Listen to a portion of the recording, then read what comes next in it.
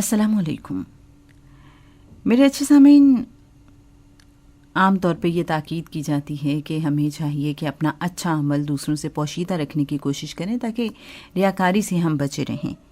اسی حوالے سے سوال کیا گیا جناب سید سرفراز احمد شاہ صاحب سے کہ رب تعالیٰ کی محبت یقیناً بندے کا ذاتی معاملہ ہے، ہم اپنی نماز اور نفلی روزے کو دوسروں سے کیسے چھپائیں؟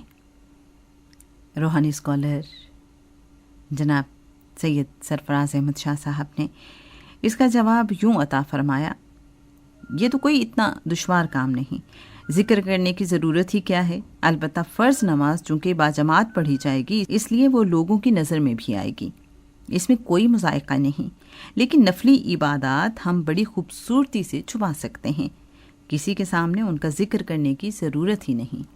حوالہ کتاب جہان فقیر، پیج نمبر 46۔